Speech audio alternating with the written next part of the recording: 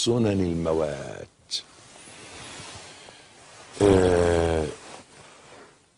من أحيا سنة أميتت فقد أحبني، ومن أحبني كان معي في الجنة. في سنن من سنن سيدنا النبي صلى الله عليه وسلم يتعمد إماتتها، وما أحدث الناس في دينهم من البدع فمقابل كل بدعة أحدثت سنة تموت.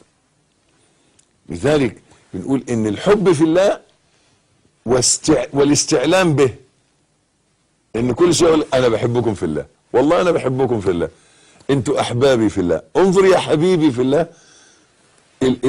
إظهار الحب ده سنة.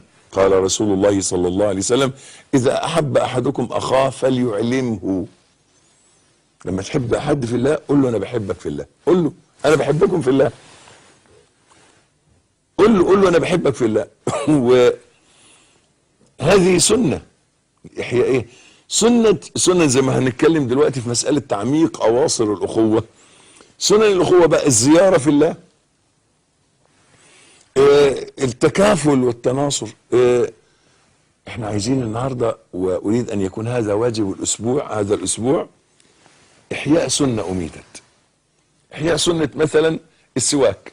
عايزك تشتري ربطة سواك كده وتبدأ توزعها على الناس، يبقى كل الناس كده وقت الصلاة عند إقامة الصلاة كل الناس في إيديهم سواك. لولا أن أشق على أمتي لأمرتهم بالسواك عند كل صلاة. فمثلا من السنن التي أميتت النهاردة الإسعاف بالجاه. سنة إن الإنسان إذا كنت تقدر تخدم أخوك في حاجة اخدمه لوجه الله. الخدمة والجنة. خير الناس أنفعهم للناس. أحب الناس إلى الله، أحب الأعمال إلى الله سرور تدخله على مسلم. من السنن المهجورة إنك أنت تقول أنا هروح النهاردة أزور فلان أدخل عليه السعادة. من السنن المهجورة إطعام الطعام. سنة إنك أنت يبقى عندك كل يوم توكل حد، توكله. من السنن المهجورة أيضا التبتل، الانقطاع لله.